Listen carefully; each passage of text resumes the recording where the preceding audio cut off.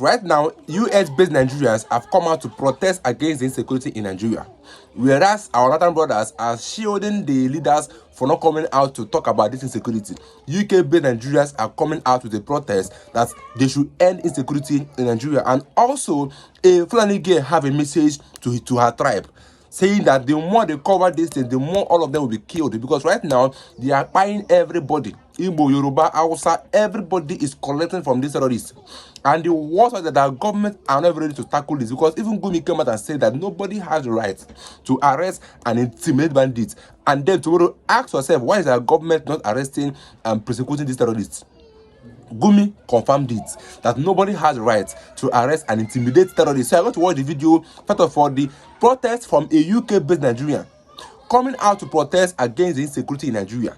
And whereas some of our people in the north are shielding these terrorists, some people in the north are protesting against it. Just watch that video and let me get your views in the comments, and don't forget to subscribe. I'll see you guys in my next video. Today for one simple mission. Yes. To tell the government that enough is enough. Enough is enough. No more killing. Yes, sir. We are tired of people dying. Yes. Yeah. I mean, for somebody like the Senate President, Mr. Akpabio, to say that killing will stop the moment election is over. Can you imagine? I wonder how his reasoning is. Is it that he knows the killers? Is it that the government lack the will to save Nigerians? Our people are there. Go to Kano, go to Katsina, go to Kaduna, go to Benue. Every day we hear of killings. How can we continue like this? This government is clueless. All we are saying today is that enough is enough. Yes. And here in the Nigerian embassy, to tell them our mind. We are not going to tolerate insecurity anymore. Yeah. How can we be like this? Look at Nigeria has now become a laughing stock in the Committee of Nations. You can imagine South Africa asking Nigerians to go. How? Imagine. Ghana asking us to go. Ghana or the backhead. To make the matter worse, the wife of the president is now asking us to go and be selling kuli kuli. And corn. Imagine. And While the president himself has said he will distribute abado. What is the meaning of that? Enough. Nigerians are dying. We are saying enough is enough. Enough is enough. Look at go to Oyo. The people are still there in the bush. The children. Up till now. In Nigeria today, Boko Haram now receive tax. They're on TikTok Live. They are on TikTok Live. And the government can't find them. Can't find them. Imagine. But the moment an ordinary citizen says anything, the DSS knows where you are. Yeah. Meanwhile, they have said that they know where the children are. So what are they doing up till now? Nothing. Bring back our children. That is why we are saying enough is No more kidnapping. Yeah. End insecurity. No more insecurity in Nigeria. No more. We want to go back home, but the place is insecure for all of us. Now look at what is going on. Even farmers now have to pay taxes. Hunger in the land. How can you pay to bandit? Bandit now have the audacity to upload videos. Bandit now negotiate with government. How? It's a shame. It's a shame. It's a shame. Tinubu, you must do more. Tinubu should go. Tinubu should go, yeah. Enough is enough. Enough is enough. Enough of the killing. Enough. Enough is enough. If you have, Enough is if you enough. cannot do anything, kindly resign. Yes. Nobody is forcing you. You can go home. The work you have done is enough for us. It's enough. Go home so that we can have a breath of fresh air. We can no longer tolerate all this. I mean, Nigeria is down. People don't want to say they are from Nigeria. People are ashamed to say they are from Nigeria. But Nigeria is our home. Yes. Nigeria is our own. And we demand a better government. All we are saying is fix Nigeria. Yes. I also want to tell people, get your PVC. Yes. Get your PVC. Get your PVC. It's important. Get your PVC. Yeah. Anybody that will not perform, we will show him the way home. Definitely. Nigeria does not belong to anybody. It belongs to all of us. All of us, yes. It belongs to all of us. Yes. It is time for you to begin to pay the soldiers properly. Yes. You can imagine Nigeria, there is nothing for the military. You die, you will just waste like that. enough is enough. It's a shame on Akpabio. It's a shame on Mr. President. It's a shame on Tajudeen Abbas. It's a shame on the ministers. It's a shame on the governors. They cannot secure Nigeria. Enough is enough. Enough is enough. Take it from them. Yes. Shame on all of you. Shame. Shame on all of you. Shame. Look at, see how Nigerians are just gallivanting everywhere as if we have no home. How can we do this to ourselves? Enough is enough. We will no longer take it. This is the last warning. The next thing you will hear, you will not believe it. I believe that the presidency is being run by criminals. Yes. Because if there are no criminals, it takes a criminal to be able to be in the Nigerian system. Nigeria, a country like Nigeria has no lights. It's a shame. Big shame. Meanwhile, our politicians have all the buildings in London. They steal the money. They launder. I feel like crying. I feel like crying. UK government will have to send you guys home. The students you find here, they are all politicians' children. It's a shame. Shame. It's a shame. We are saying enough is enough. Enough is enough. Save Nigeria now. Yeah. Save Nigeria now. Now. Save Nigeria now. Now. Save Nigeria now. Now. Get your PVC. Get your PVC. Get your PVC. Yeah. Get your PVC. Get your PVC. We are going to send the criminals back home. Yes, sir. All the criminals in Aso Rock, they will go home. All the criminals in government houses, they will go home. Enough is enough. We will use our PVC and send you people home. Yes. We are no longer begging any of you. Yes. We are asking for you to do the right thing. Enough is enough. Enough is enough. Criminals must go home. Yeah. Akpabio must go home. Tinubu must go home. Yes. Tajudeen must go home. Yes. Wike must go home. Yes. All the clueless governors must go home. Yes. Enough is enough. Enough is enough. Enough is enough. Thank you, my people. Thank you. This video is to the Fulani community in Nigeria, in all over Africa, and even in diaspora. I want to tell you that the Fulani community, there is problem within us. And until we recognize that there is problem, wallahi, we will continue to be, our destruction is imminent. If we don't look within ourselves and see our own problems, we will all be destroyed. The ethnic group that you are trying to protect, regardless of what our people are doing, we will all be destroyed. Currently in North Central, the people, the indigenous, they are attacking Fulani communities. They are attacking Fulani residents. Anywhere they see Fulani, they attack. In Benue, in Kogi, and in Kwara. And it's not even because of hostility. These people, number one, are scared of Fulanis now due to what our own people are doing there. And our community is not even rising against our people who are harmful to the people. They are not doing anything about it. And our community fail to acknowledge the pain that our people, some of our people, are inflicting on these indigenous people. And the worst of all, nobody is coming out to protest for innocent Fulanis who are being attacked by these communities. And this is unlike Nigerians. Nigerians, despite our diversity, we always love to stick together. And I also want to tell you, us, the Fulani community, if you know that you cannot live in harmony with all the people around you, go and build your own country and live there. Mobilize yourselves, create a country, and all of you stay there. You cannot be in other people's spaces and you will be harmful to them, and you expect them not to revolt against you. They're gonna do that. And someone was like, and when you talk about how Fulanis are being attacked, and a lot of Fulanis, non-Nigerian Fulanis to be specific, you people, you have done more harm for the Fulanis in Nigeria than good. You are the ones who is encouraging this, our bad Fulanis. They are doing harm thing. Instead of you to be like, okay, this thing that you are doing is wrong. I think you people, since you want to live in harmony with these people, stop. You will now be going about platforms saying, you people, you are just jealous of Fulani. What did Fulani have for people to be jealous of? What does Fulanis have for everybody to be jealous of you? What do you have? You are Fulanis in Nigeria have never built even one single city right from the day we came across this land. I have never seen that. All the lands that Fulani claim to be theirs, all of them were just as a result of conquest. They got it through conquest. Somebody already built it. You come and invade them and took it. Since we want to live in, and these people, they're not even trying to revenge for what our ancestors did to them. All they want is to live in peace and in their own lands. You foreign Fulanis, you are problematical. You are a problem. And people like us in Nigeria, we talk about it.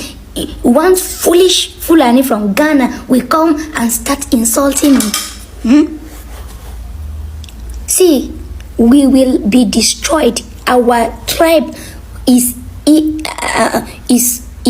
at the verge of destruction. Our Fulanis who are in power too, they're not doing anything about it. They are not doing anything about it. Today in Nigeria, this is why it's even escalating. Today in Nigeria right now, before you see one ethnic group that is a bandit, you see 10 Fulanis. Okay, bye. Would you say the United States joint operation significantly degraded Islamic State leadership in Nigeria? And would you say they justified the withdrawal of its troops? You know, because attacks by insurgents continue. Was this genuinely a strategic victory or merely a tactical success with limited long-term impact? How would you describe the situation? So, Sean, it is true that one of the most successful operations ever conducted in Nigeria's history fighting violent extremism was the operation against Al-Mainoki. Because not only Al-Mainoki was killed, very many senior operatives and commanders of ISWAP who were with Al-Mainoki at the time the attack took place also died with him. And remember that Al-Mainoki was like the godfather, the mastermind of ISWAP in Nigeria, but also was playing a significant role globally. And also what his death meant was that almost every single person that was in the same generation as the founders of Boko Haram is now dead. And therefore what is left of ISWAP and Boko Haram are people who were born into the crisis. And there are two sides to this. There is both the upside and the downside. The upside is that this operation has significantly degraded ISWAP tactically. The word tactically is doing a lot here, because I say tactically because this victory is going to be temporary unless and until we sustain the effort against them.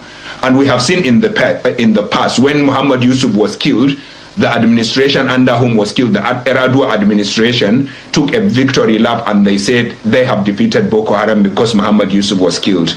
A few years ago, like 5 years ago, when Shekau died, the face of Nigerian terror or global terrorism, if you like, we were all clapping that was the end of Boko Haram, but that wasn't the end of Boko Haram or ISWAP.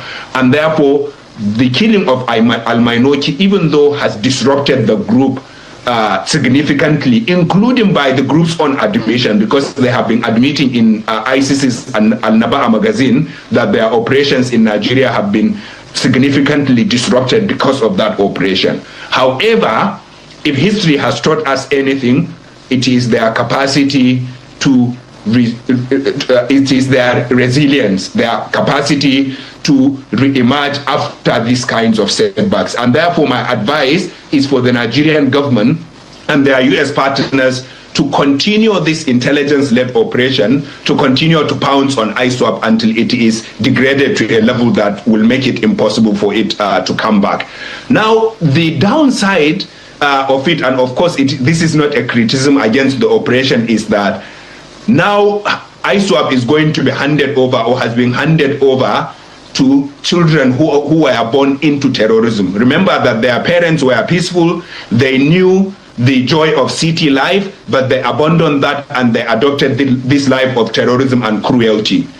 Now, these children were people who were born into it, and the son of a terrorist is more brutal than the terrorist himself.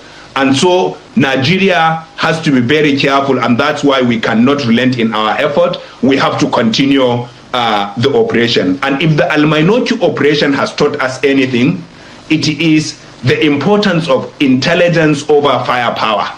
You need firepower in order to succeed, but your firepower is useless if you do not have accurate, up-to-date intelligence that you can use for your to direct your firepower. And I think that is one thing that Nigeria has to do to sustain the gains we have seen recently. You know, the American interest in any country is to the since 9/11 is to the extent that they want to degrade any terrorist capability to be able to attack American soil. So a lot of people will say the political agenda of America is sometimes not to the local politics or the local interests where they operate, because they have a larger picture, and their bigger picture is the interest of America. Once they see terrorism thrive in any, and they see that the connection could link to America or any American interest, they help, they go and assist. So there are those who will say the description of American success in his own language against us is to the extent in which they think that it could not come back to hit them as a nation. Is that the truth here? But it doesn't mean that Nigeria can no longer stay under the threat of this Islamic State. Yeah, I mean, I think you are right that this description of yours could be one part of American interest. Their interest is to degrade terrorism so that it doesn't reach their soil. But I think Trump's interest with the troops deployment was more narrow and more parochial and more personal, Sheun. I think Trump deployed the troops because he wanted to portray himself as a protector of Christianity for his base in America. And even though these troops were posted to the northeast, where we know most of the victims have been Muslims, Christians have been killed. I mean, the Boko Haram, we know that doesn't separate anyone from anyone. They don't ask people their religion or their tribe or their part of the country. But even now, Trump said he was withdrawing because he has stopped the slaughter of Christians. I think, like I said on your program previously, Trump doesn't care about Nigerian lives. What he cares about is his politics. And for him, he was playing politics. But someone like me was okay with the deployment because I knew that America has capacities and capabilities that we do not have as Nigeria. But my preference has always been, and is right now, that we need intelligence and the unique American capability to be transferred to the Nigerian troops so that we fight our own battles, we fight our own wars with the support of our friends. We don't want any permanent American base in Nigeria, and that's why I was very happy to hear that they have withdrawn their troops. But I was also happy then to hear that the Americans are saying, we are not abandoning Nigeria. We will continue the intelligence cooperation, we will continue the training. We need them to continue the training. We will need them to continue but you know, Dr. Bulama, that the troops didn't give Nigeria 100% trust. And I'm talking about field intelligence that I get to the extent that America acted, or those troops acted almost sometimes isolatedly because of the distrust in keeping intelligence that they gather. They use it solely, and some of the Nigerian troops get to know later on when they are almost done with the execution of the intelligence that they've gathered. But the question here, and my worry, is whether or not Nigeria can sustain the gains alone. We know the capacity. We know that America measure by some indices what the capacity of some of these terror cells could be. The defense headquarters said that the withdrawal of U.S. troops will not affect ongoing operations. From your own assessment of the Nigeria's military capabilities, is that confidence justified? Yeah, so I mean, the information that the American troops did not trust our troops much is new information to me. I didn't know, and I want to be honest about that. And if that was what happened, to be honest, unless there is some operational reasons for that, then it's going to be highly unfortunate. My advocacy in the West, in the United Kingdom, in Europe, and in the United States of America is always for Western governments to presume good intent on the part of African leaders. You cannot say you love Africans more than African leaders. If anyone will be happy with any success right now in Nigeria, it should be President Tinubu, because he is the president of Nigeria. And my hope and prayer is that he wants Nigeria to succeed. He wants killings to be stopped under him. And I think the Americans would be arrogant if they thought they love Nigeria or they love Nigerians more than their own government. But this applies to African countries where foreign troops, foreign governments don't listen to our governments the way they should listen. They think they know what we want better than us, but we know what we want better than them. So that's what I would say on this.